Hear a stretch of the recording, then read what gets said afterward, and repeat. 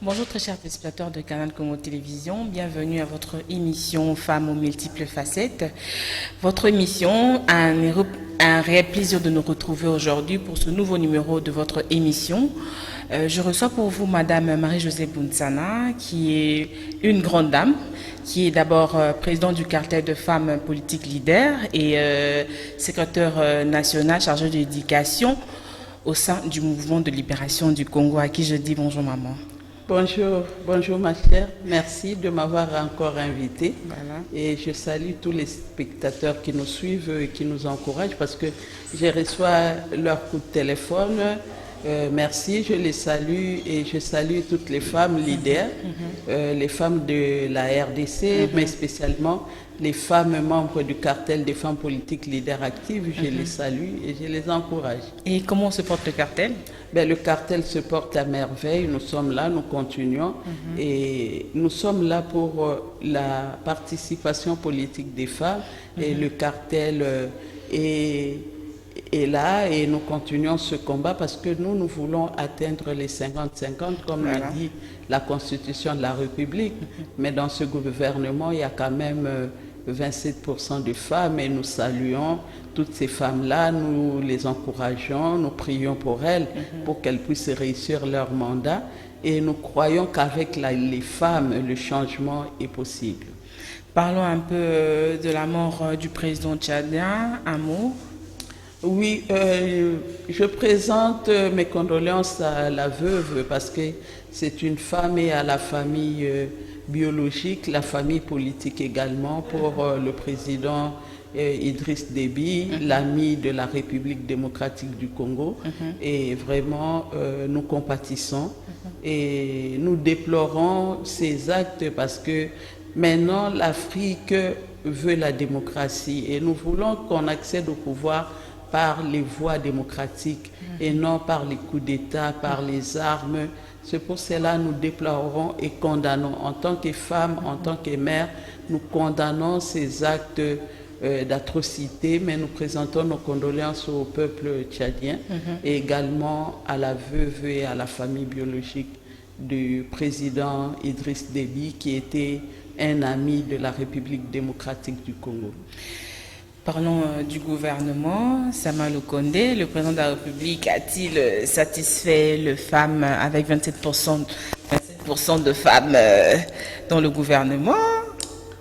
Oui, le président nous avait promis dans son discours 30%, mais nous saluons les 27%.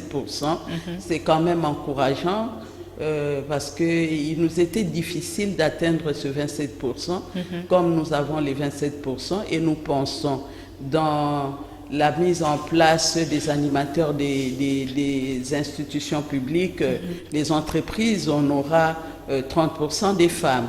Et nous continuons le combat, nous continuons à dénoncer, à mener des plaidoyers pour que quand les animateurs des entreprises publiques seront mis en place, qu'il y ait 30% des femmes dans la composition et aussi à la CENI aussi qu'il y ait une représentation des 30% des femmes parce que la Constitution ne parle pas des 30%. Les 30%, c'est le président de la République qui avait dit qu'on allait commencer avec les 30%, mais la Constitution parle des 50%, de la parité 50-50.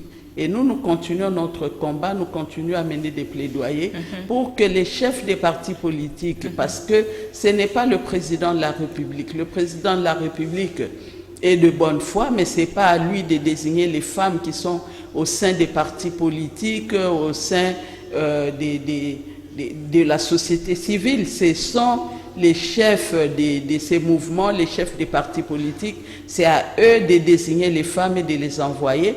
Et nous avons vraiment aimé encourager ce qui s'est passé parce qu'il y a des listes qui ont été renvoyées parce qu'il n'y avait pas suffisamment de femmes.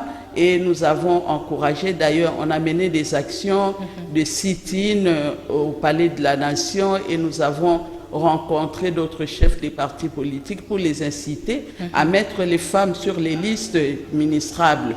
Et nous continuons à les encourager pour qu'à la composition des listes qui seront envoyées pour les entreprises publiques, qu'il y ait suffisamment de femmes, parce que les femmes sont là, les femmes capables, les femmes qui peuvent changer la gouvernance en République démocratique du Congo, elles sont là au sein des partis politiques, mais aussi dans la société civile. Et nous encourageons la participation égalitaire 50-50 des femmes dans toutes les institutions, parce que nous disons que le développement de la République démocratique du Congo porte le nom de la femme.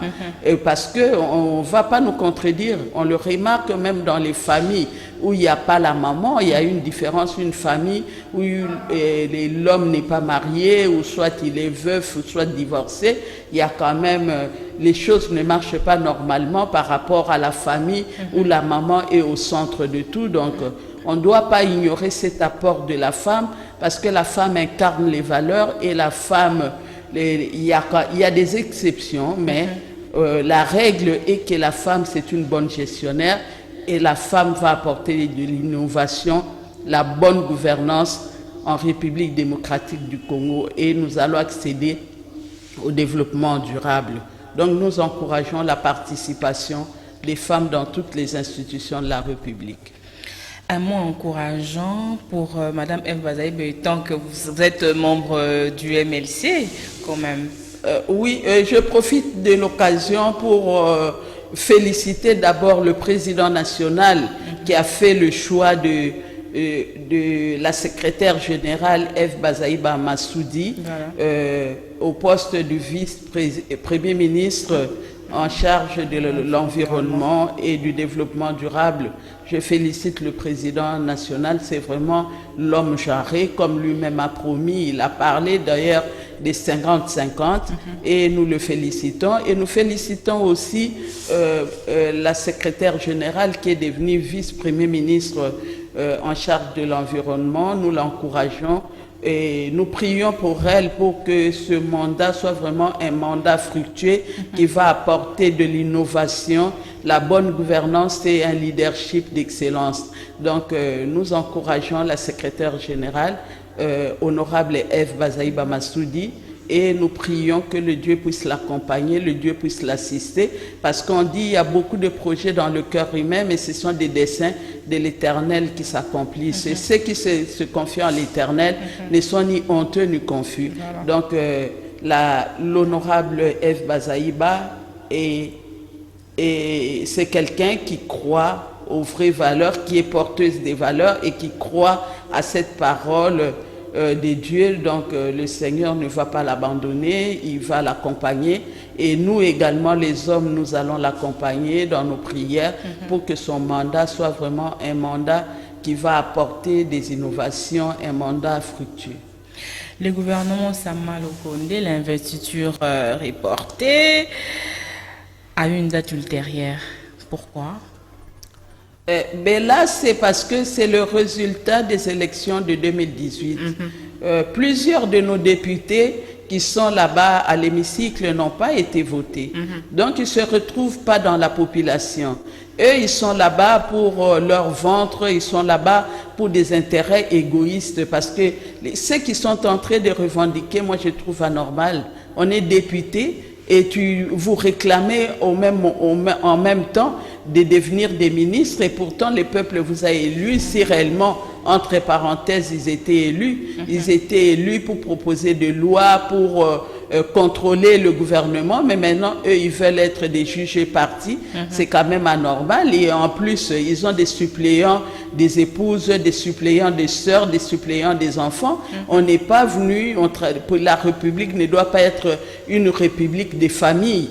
Et parce qu'ils veulent maintenant devenir des ministres, ils veulent devenir des mandataires dans les entreprises publiques et laisser le siège pour lequel le peuple, soi-disant, les a élus. C'est pour cela que nous demandons au peuple congolais d'ouvrir l'œil et le bon, la population, parce qu'on dit le peuple ne mérite que ses dirigeants. Si nous choisissons mal nos dirigeants, si nous les choisissons parce qu'ils nous amènent du riz, le poulet, un pagne, le t-shirt, et moi je dois les lire parce qu'il m'a donné un t-shirt, parce qu'il m'a donné un $10, parce qu'il est membre de ma famille, parce qu'il est ceci, cela, ben, nous voyons le résultat, la conséquence. Mais si réellement, aux élections à venir, si nous prenons tous ces aspects en compte et choisissons des bons gouvernants, je crois que ces personnes vont quand même apporter de l'innovation dans la gouvernance de la République pour que ce pays accède au développement durable. Ils ne sont là, ils ne proposent pas de loi, ils sont là seulement pour les fauteuils, ils sont là pour de l'argent, ils sont là, ils font le chantage là pour le programme du gouvernement, ils font du chantage. Il y a d'autres qui disent qu'ils n'ont pas des lunettes, il faut qu'on leur achète des lunettes, peut-être il faut leur envoyer chez un ophtalmologue pour la consultation, parce que c'est le terme, plusieurs ont utilisé ces termes qui ne voient pas, ils ne peuvent pas lire cette proposition du programme du gouvernement, donc ça sous-entend qu'ils sont devenus des aveugles, il faut leur envoyer chez un ophtalmologue pour qu'on leur donne des lunettes. Là, ça sous-entend qu'il faut leur corrompre. Donc c'est vraiment indigne pour les représentants des personnes que nous qualifions des honorables, poser de tels actes qui ne les honorent pas. Et nous croyons que le peuple aussi les regarde, le peuple les observe, et bien, il y aura la sanction aux élections à venir. Nous devons vraiment nous choisir des bons dirigeants, des bonnes personnes qui pourront valablement nous représenter dans l'hémicycle et non des personnes qui ne seront là que pour leur ventre, pour chercher des positionnements et enfin céder le fauteuil de l'hémicycle aux enfants, aux épouses. Donc c'est vraiment anormal. La République ne peut pas avancer avec de telles pratiques. Donc nous continuons à les dénoncer, nous en tant que femmes, et nous continuons à dénoncer ce genre de pratiques. Il faut dénoncer ce genre de pratiques. Que peut-on attendre des femmes de ce gouvernement de l'Union sacrée? Ben, nous disons que le changement porte le nom de la femme. Et vous n'allez pas me contredire, madame la journaliste, que là où il y a la femme, il y a quand même un changement. Voilà. Et une maison où il n'y a pas de femme, nous le remarquons, nous voyons la différence. Nous voyons même cela dans le comportement des enfants et dans la gestion de la famille. Et partout où il y a la femme, je crois, une famille où il y a la femme, les choses sont en ordre, les choses marchent normalement. Bien sûr, il y a des femmes qui font exception, qui s'écartent de la règle, mais la règle en général, les femmes sont des bonnes gestionnaires, et ce sont des porteuses des valeurs, ce sont des personnes qui transmettent la vie, et là où il y a la femme, il y a la vie, et nous croyons que ces heureuses promues à ce poste ministériel vont apporter des innovations, vont apporter le changement, et nous les encourageons, nous leur demandons également, parce que quand souvent les femmes ont un pouvoir, ils n'associent pas les autres femmes. C'est pour cela que nous interpellons nos heureuses promues de penser à travailler avec d'autres femmes aussi pour qu'ensemble nous puissions changer la gouvernance et pour que les choses marchent autrement dans l'attente de la population, dans l'attente de la République, parce que nous espérons, nous souhaitons qu'en 2030, lors de l'évaluation du développement durable, des objectifs du développement durable, que la République démocratique du Congo puisse être en bonne position, parce que les femmes auront apporté de l'innovation dans leur manière de gérer la République. Parlons de l'arrestation de l'ex-ministre de l'EPSP, Willy Bakonga, à Brazzaville. Qui sont vos avis? Ben oui, c'est une bonne chose parce que c'était anormal qu'on puisse arrêter d'autres personnes, ceux qui étaient à la CECOP, et pendant que lui, le ministre titulaire, ne soit même pas inquiété. Il n'était pas inquiété, on ne l'a jamais interpellé, donc il fallait seulement qu'il traverse pour que de l'autre côté qu'on puisse le saisir. C'est anormal parce que il a volé, il a saboté il a saboté le programme du chef de l'État en ce qui concerne la gratuité de l'enseignement, parce que quand vous détournez l'argent qui est censé payer les enseignants, qui est censé donner le frais de fonctionnement aux écoles, vous les détournez pour vous, donc vous ne méritez que la prison, parce que là vraiment c'est saboter le programme de la gratuité de l'enseignement un programme que tout le monde a salué, que tout le monde a encouragé. Et mais voilà, pour des raisons qui lui sont propres, il a saboté ce programme, il s'est accaparé de l'argent qui était destiné à payer les enseignants, à payer les frais de fonctionnement, il s'est accaparé de ça, mais que l'État se charge de lui et que la magistrature fasse son travail, parce que nous observons pour voir un peu la suite de ce dossier et nous croyons qu'il sera sanctionné, il va payer de ses actes et on ne doit pas seulement sanctionner les personnes, les envoyer à Makala. Il ne suffit pas d'envoyer toutes ces personnes à Makala, mais il faut aussi saisir les biens. Il faut que l'État récupère les choses qui ont été dilapidées. Il faut que l'État arrive à saisir le bien, parce que jusque-là, on entend des gens arrêtés, des gens envoyés en prison, mais jamais on a vu ce que l'État a déjà récupéré. Donc l'État doit tout faire pour récupérer l'argent, que l'argent rentre dans les caisses de l'État, et cela permettra le bon fonctionnement des institutions de la République et également aussi la gratuité de l'enseignement. Est-ce qu'on peut espérer à la gratuité de l'enseignement en RDC? Mais oui, nous devons espérer à la gratuité de l'enseignement. Donc, c'est repris dans la Constitution, la gratuité de l'enseignement. Donc, nous ne pouvons qu'encourager et nous croyons que celui maintenant qui va s'occuper du ministère de l'EPST et fera en sorte que l'argent affecté pour la gratuité de l'enseignement soit réellement destiné à cela, que l'argent ne soit pas détourné, pour que les enseignants soient bien payés et qu'il y ait aussi les frais de fonctionnement dans ces écoles. Tant qu'il n'y a pas les frais de fonctionnement, les enseignants, les préfets d'école vont recourir seulement à la contribution des parents, parce qu'on ne leur donne pas les frais de fonctionnement. Comment ils vont faire fonctionner l'école? Il faut des frais de fonctionnement, il faut un bon salaire aussi pour les enseignants et également aussi la réhabilitation des infrastructures scolaires. À ma grande surprise, il y a une école qui a été abandonnée longtemps sur avenue Cabinda et maintenant j'apprends qu'il y a maintenant le marché, on érige le marché, mais c'est quand même drôle. C'est une école qu'on devrait récupérer et réhabiliter aussi pour les élèves, mais maintenant on préfère mettre un marché là-bas. Je ne sais pas, le ministre actuel de l'EPST, s'il peut un peu se pencher sur ce dossier de cette école qui longtemps était abandonnée et maintenant il y a le marché, on a envoyé des personnes du marché central pour aller mettre leur table là-bas et on ne tient pas compte que c'est vraiment une école qu'on pouvait réhabiliter et qui pouvait aussi aider, servir aussi à la gratuité de l'enseignement.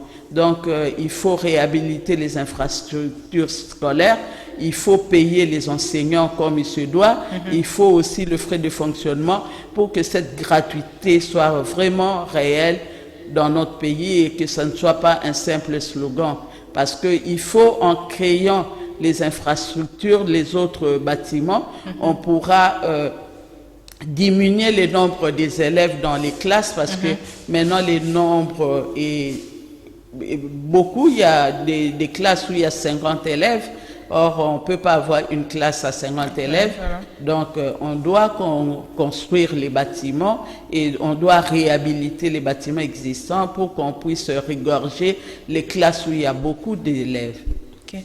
Parlons de l'Assemblée nationale, pétition contre Mbosso, initiée par quelques députés. Quels sont vos avis? Mais qu'est-ce qu'il reproche au président Mbosso? Donc, on va aller comme ça. Le président de la République aura passé 5 ans de son mandat, seulement des pétitions des députés. Et moi, je ne comprends pas. Il reproche quoi au président Mbosso? Qu'est-ce qu'il reproche?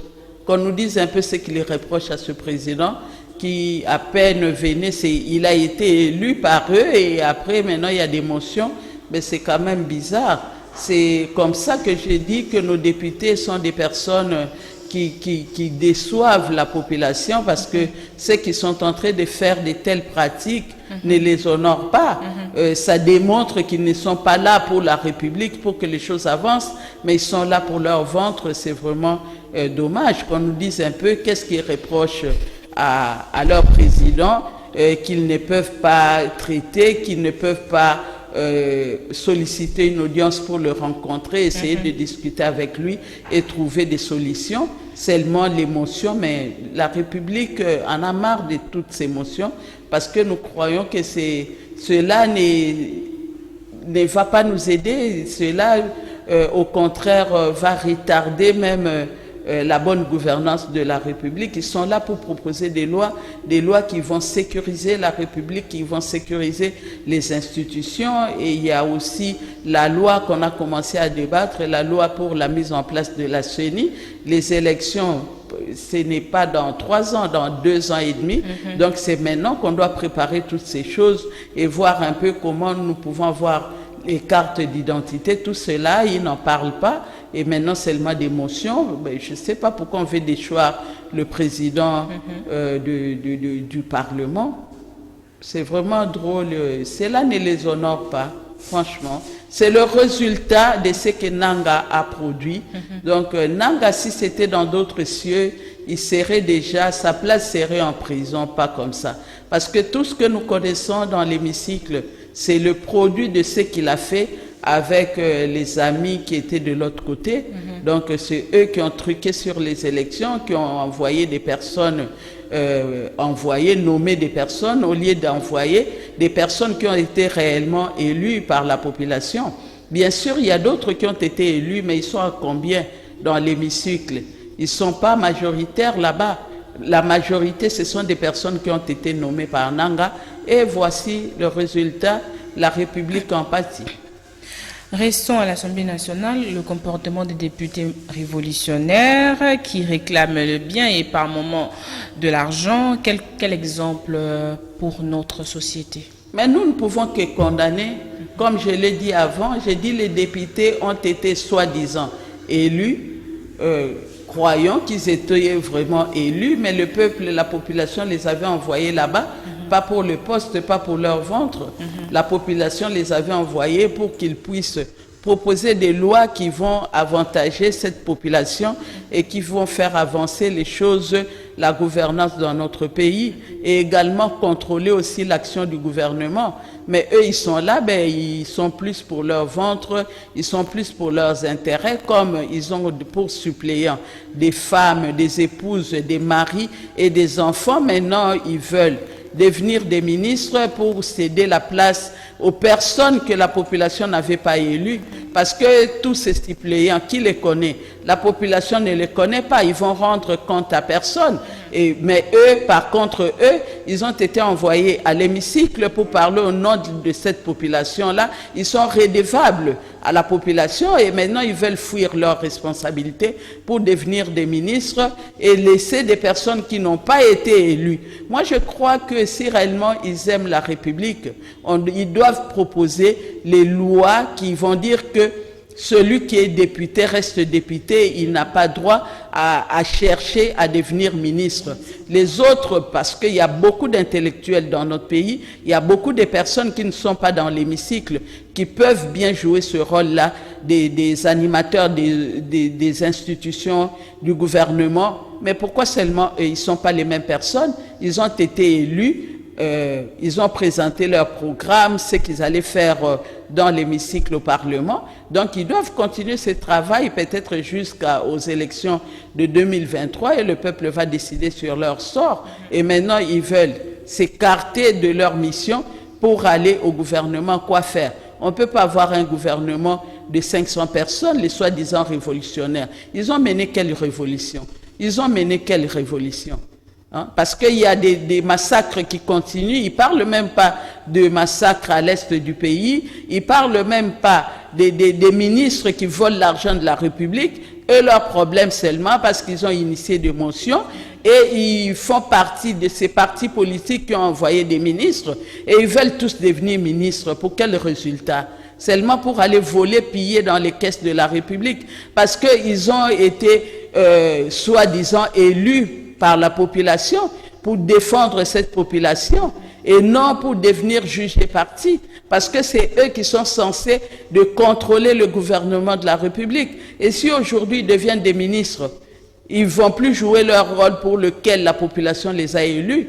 Moi, je crois qu'ils devraient revoir leur position, parce que les actes qu'ils posent, tout ce qu'ils sont en train de les dire, ça ne les honore pas et ils auront la sanction populaire aux élections à venir.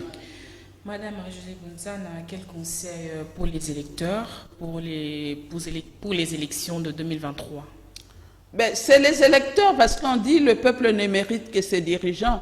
Tout ce que nous sommes en train de vivre maintenant, c'est le résultat de ce que nous avons produit en 2018. Maintenant, nous devons être très conscients de nos responsabilités et savoir bien se choisir nos dirigeants, les prochaines personnes que nous allons envoyer à l'hémicycle. Nous n'allons pas élire parce que tel est membre de ma famille, tel est de ma tribu, et tel m'a donné un t-shirt, m'a donné un pagne, m'a donné un $10. Mais nous devons quand même choisir des personnes qui peuvent nous représenter valablement, et pas des personnes qui auront aussi également pour suppléants les épouses et les enfants, parce qu'on ne peut pas rebâtir cette nation avec ces pratiques. Donc, ce sont des pratiques qui déshonorent même la République vis-à-vis des partenaires, parce que c'est anormal. Comment on va créer une République des familles, des 30 familles qui nous représentent, ou 500 familles? Là, c'est impossible. Donc, la population doit être très regardante et nous devons faire très attention aux élections à venir. Il faut vraiment voter des personnes par rapport à leur programme, par rapport à leur projet de société et non par rapport à ce qu'ils sont. Parce que pendant la campagne électorale, les gens apportent toujours des cadeaux, mais après, ils ne sont pas redevables. Ils ne rendent pas compte. Il y a d'autres, depuis qu'on les a élus, ne rentrent pas à leur base pour rendre compte. Ils ont peur parce que la base les attend pour leur poser des questions. Mais nous demandons à cette population, nous voulons que la population elle-même s'assume aussi, se choisir des bons dirigeants pour que les choses en République démocratique du Congo puissent fonctionner normalement comme nous le voyons dans d'autres cieux aussi. Sinon, nous n'aurons que nos yeux pour pleurer. Parlons un mot sur la guerre à l'est du pays, dont les femmes sont victimes des viols. Un mot? Oui, cette guerre a trop duré aussi. Cette guerre a trop duré. Nous ne comprenons pas pourquoi on n'arrive pas de faire taire les armes à l'est du pays. Cela vraiment dépasse nos entendements, parce que nous croyons que nous avons une armée, et maintenant nous devons reformer cette armée aussi et essayer d'envoyer des bonnes personnes qui vont aller travailler pour la République. Parce qu'on a eu de bons soldats qui étaient au front, mais la suite, nous le connaissons, les Mamadou Ndala, les Moussa Mabé, toutes ces personnes qui nous ont quittés, et pourtant ils étaient là au prix de du sacrifice suprême. Ils étaient là au front et ils ont défendu nos frontières. Mais maintenant, nous demandons au nouveau ministre de la Défense nationale de voir un peu si peut-être recycler nos militaires et après les envoyer au front pour qu'ils vraiment ils puissent nous sécuriser, parce que c'est quand même anormal. Chaque jour, il y a des femmes violées, il y a des enfants tués, il y a des innocents, il y a des veuves, il y a des veufs, et c'est là jusque quand? C'est pour cela, comme le président lui-même avait promis de sécuriser l'est du pays, il faut qu'il y ait vraiment de bonnes personnes et sanctionner aussi, parce qu'il n'y a pas de sanctions, ils n'ont pas peur. On sait qui fait quoi, souvent ils sont là, et même il y a d'autres autochtones aussi qui favorisent seulement pour des pierres précieuses. Et maintenant, il faut vraiment qu'on puisse avoir une bonne armée qui va défendre nos frontières, mais s'il faut recourir aussi aux armées de nos amis de l'Afrique, c'est une bonne chose aussi, mais il faut d'abord que nous-mêmes, nous soyons en mesure de défendre nos frontières. Parce que souvent, quand on fait recours aux armées étrangères, ces personnes ne viennent que, ils vont là-bas quand ils sont à Kinshasa, ils disent autrement. Mais une fois arrivés sur le terrain, ils voient des pierres précieuses, ils deviennent aussi des commerçants et là, ça devient très compliqué pour nous. Donc, nous devons vraiment avoir nos propres soldats qui vont défendre nos frontières et les autres peuvent seulement venir nous accompagner, nous appuyer pour que les rebelles soient vraiment matraqués, soient arrêtés, soient traduits en justice aussi, et pour que la population soit en sécurité. Nous sommes arrivés à la fin de cette émission, Femmes aux multiples facettes. Un mot de la fin pour ce numéro. Oui, merci de m'avoir encore une fois associé à notre émission Femmes aux multiples facettes, qui est une émission qui parle de l'actualité et qui encourage également le combat de la femme. Voilà. Je salue les honorables excellences membres du cartel des femmes leaders, du cartel des femmes politiques leaders actives. Je salue les nouvelles promues, nos femmes qui sont maintenant promis comme ministres dans tel secteur. Nous les encourageons, nous les accompagnons parce que nous voulons que quand les femmes gagnent, c'est la République qui gagne. Et les femmes n'ont pas droit à l'erreur parce qu'elles sont porteuses de vie et également sont éducatrices de tous. Moi, je crois nous devons faire des choses autrement et nous les interpellons aussi à associer d'autres femmes dans leur cabinet pour qu'ensemble, nous puissions apporter de l'innovation. Et je salue toutes les femmes de la République démocratique du Congo, chacune dans son domaine.